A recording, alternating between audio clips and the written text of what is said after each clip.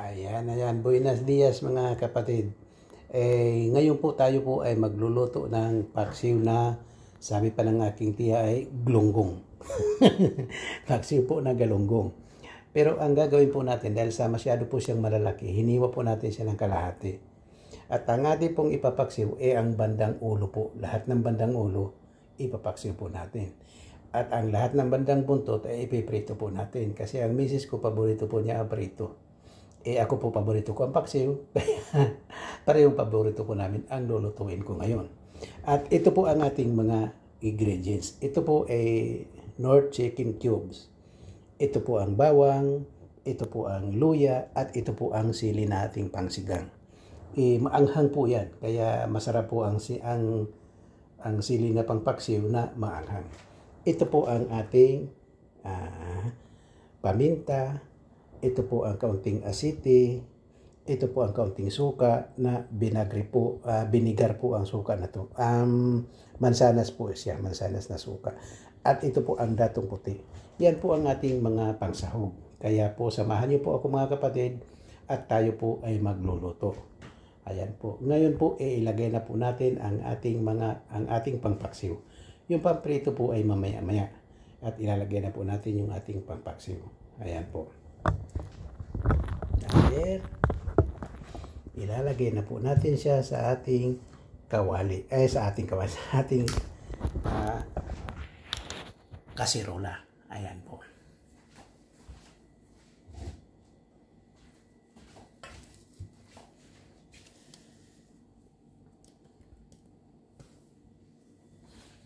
Iayos po natin siya ng lagay. Ayan po. Hinugasan ko na po itong ating isda. Ayan po.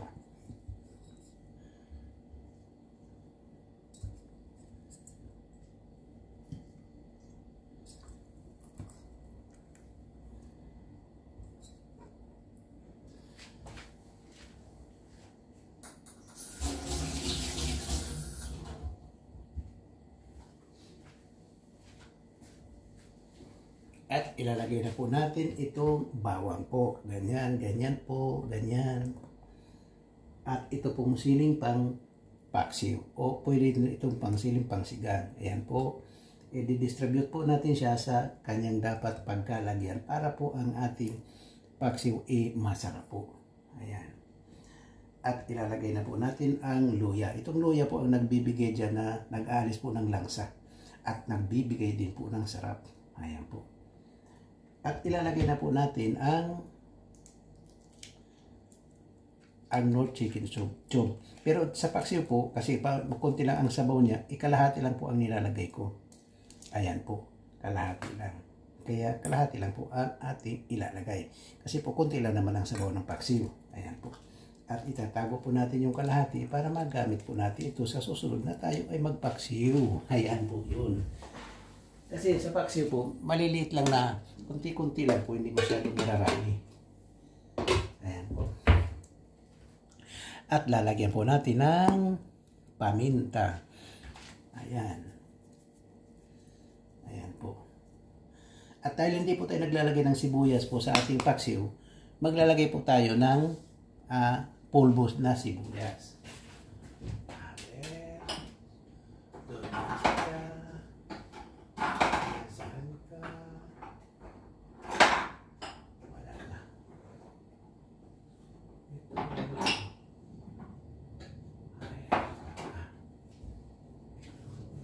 Wala na po tayong pulbo na sibuyas. Kaya po, ito na po ang ilalagay natin. Ayan po. Ayan. Kaunting suka na binagri po. Ayan. Kaunti po nito. Ayan. Ayan po. At kaunting mantika po. Ito po ay nagbibigay po ng lasa sa ating paksiw. Ayan po. At kaunting suka po na dato puti. Sukang dato puti po. Ayan po. Ayan po. Ayan po. Ayan po. Ayan. At lalagyan po natin siya ng kalahating basong tubig. Para may sa kaunting sabaw po ang paksiw. Kasi yung sabaw lang po ang gusto ng misis ko dyan eh. At ako gusto ko rin po ang sabaw. Kaya ang ating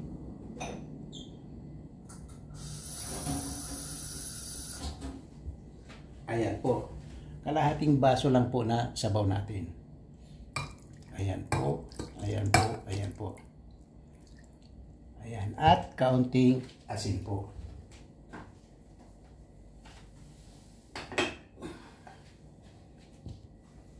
Ayan po ang ating asin. Ayan po ang ating asin.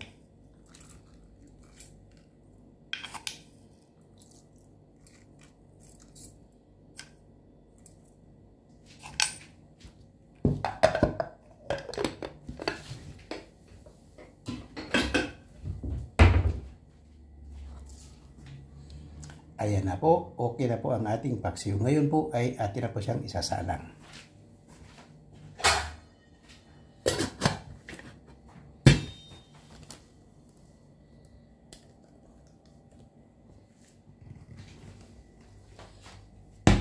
Dito po natin siya isasalang sa mahinang apoy kasi po ayaw po nang nabibigla po sa ayan po. Ayan, aber. At dito po natin siya isisindi. Ayan po. Habi, kung ayan na po, nakasindi na po ang kanyang apoy. Ayan. At itong kawaling ito po, dito po tayo magpiprito. Ito po ang ating ipiprito. Ayan po. Ayan ang ating ipiprito. Ayan po. At ito ang ating kawali sa pagpiprito. Kaya samahan niyo po ako mga kapatid at tayo po ay magpiprito. Ayan po. Pero dahil sa medyo matagal naman po magprito, ibalikan nyo lang po ako mamaya-maya pagka malapit na po ang ating prito. Ayan po. Aber, tingnan na po natin ang ating paksiw. Ayan po, aber. Ang sarap po ng paksiw natin. Ayan po, ang sarap. Ayan. Aber, at titingnan niya ang ating piniprito. Ayan po. Ayan po, nakasalang po. Titikman po natin yung ating paksiw kung anong lasa. Aber po, titikman po natin itong ating paksiw. Aber, kumusta ka na kaibigan?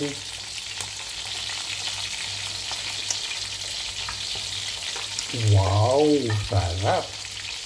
Okay.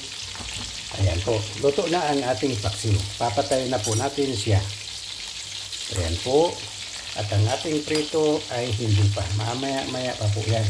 Kaya bantay-bantayan lang po natin. At samahan niyo po ako habang tayo ay nagpiprito. Ayan po ang ating prito. Mamaya-maya po papakita ko sa inyo kapag okay na po siya. Ayan po ang ating paksiw.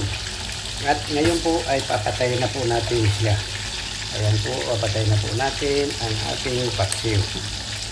At tatakpan na po natin siya. At ito naman ang ating prito. At malapit na rin pong maluto ang ating prito. Ayan po. Ayan. Kaya samahan nyo lang po ako mga kapatid. At mamaya-maya ay tapos na po. At mayroon po tayong kamatis. Kamatis para sa prito. Ayan po. Ayan. Ayan ang ating prito at hindi pa Ayan po, buenas dias mga sangkay, mga kaibigan, mga amigo at mga higala. Nandito na naman po tayo sa ating nilalakaran araw-araw noong araw. Hindi po noong araw.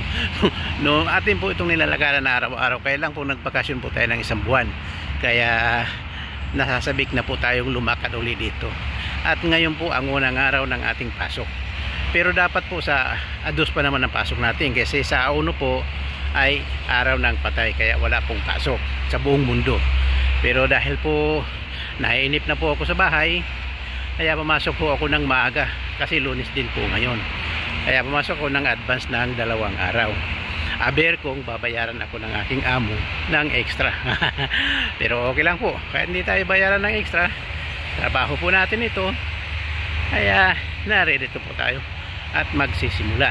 Kaya simula na po, nasamahan nyo rin po ako sa aking mga ginagawang bibidyo sa umaga bago pumasok. Kaya naririto po tayo at samahan nyo po ako at tayo po ay magkwentuhan sabang naglalakad po tayong papasok. Samahan nyo po ako mga kaibigan. Ayan po, ayan po, natatanda nyo po yan, yung magandang tanawin na ating binibidyo po dati. Ngayon nagbalik na naman po tayo dito sa ating pagbibidyo. Ayan po, ayan, palalakihan po natin. Ayan, di po ba ang ganda po ng lugar.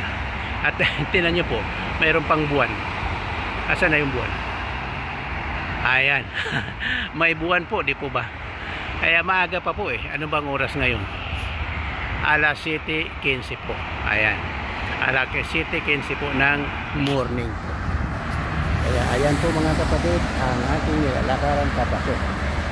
Ayan po ang ating mga nilalakaran papasok po tayo. Ibabalik po natin sa normal. Ayan po, ayan po yung dagat sa tabi ng trabaho po. Ayan po. Ang trabaho po natin doon po banda. Doon po banda ating trabaho.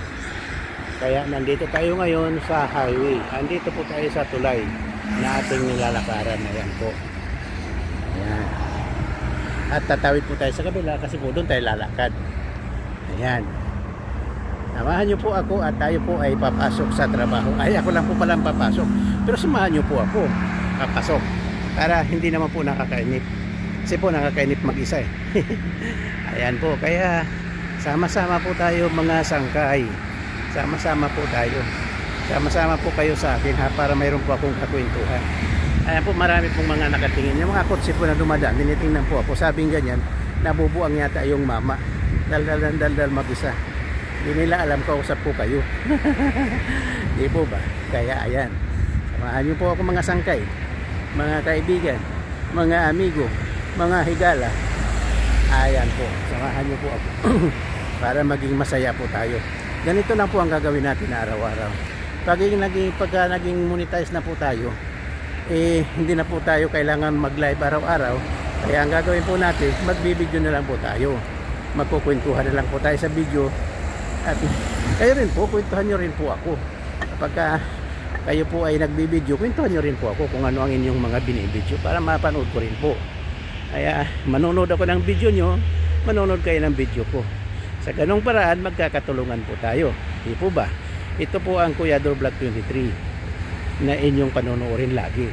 Araw-araw po kasi araw-araw po akong maglo-load. Kaya kayo rin naman po, panonoorin ko rin po. Para happy po tayo pare-pareho, di po ba?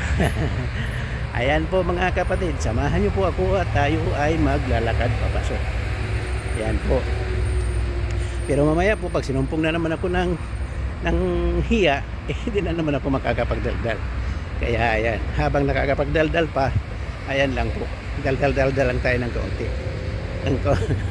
Ng kaunti lang po hindi masyado. Kasi ano po wala na akong maikwento. Boy, no? Alam niyo po, marami po tayong mga mga kwento po sa buhay. Pero siyempre po, kung minsan po nakakahiya po magkwento. Sino ba yun? Ha? Ayun na naman yung Chinese na may dalang asong malaki. Paunahin po natin siya. Ayan po, nakakasilaw po. Nakakasilaw, patayin po muna natin. Doon na po tayo mag-video sa wala nang nakaharap po kasi sa araw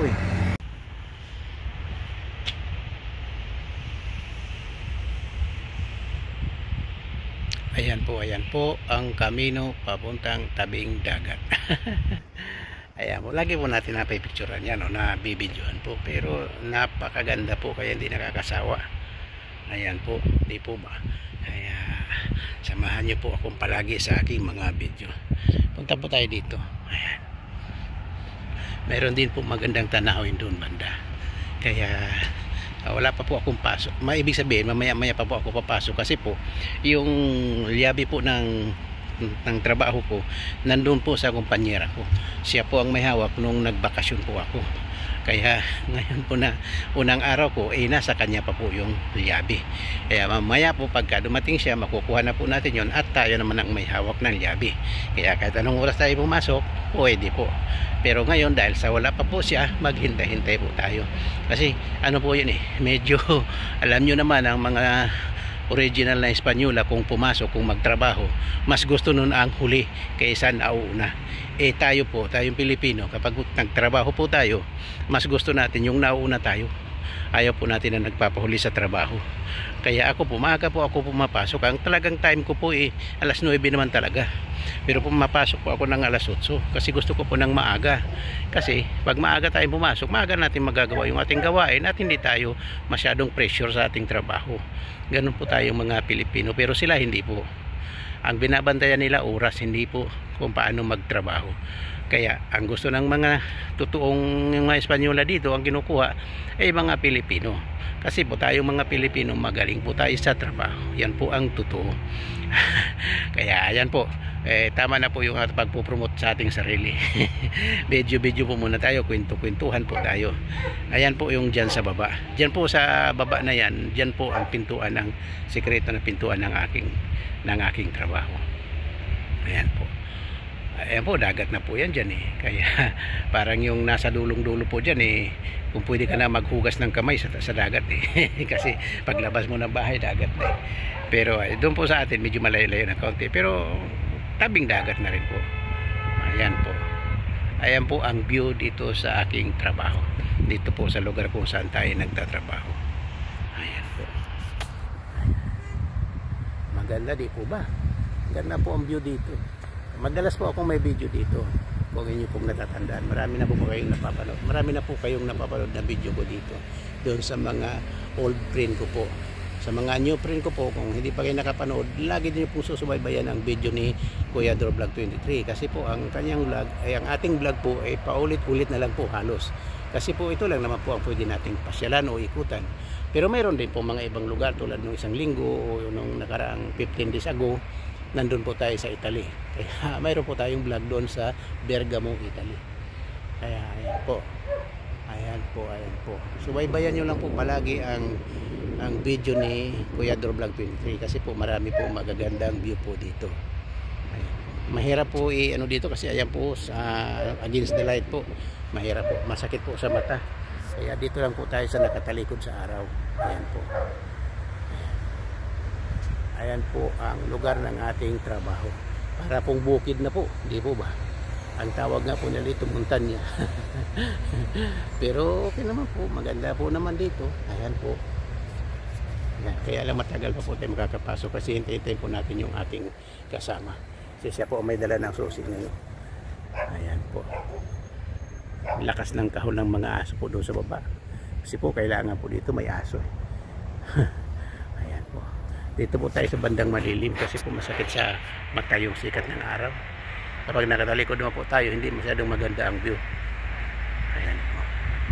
Kaya dito po tayo sa medyo maganda ang view. Ayan po. Dito po tayo sa walang araw. Kasi po pa doon sa may araw, medyo pangit po ang nasisinagan po yung ating camera, yung ating cellphone. Kaya ang pangit po pag nasisikatan ng araw. Kasi pag nakatalikod po tayo sa araw, pangit ng view.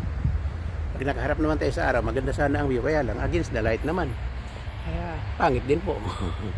Kaya ayan po, dito lang po tayo. Ayan po. Ayan po. Dito lang po tayo mga friend.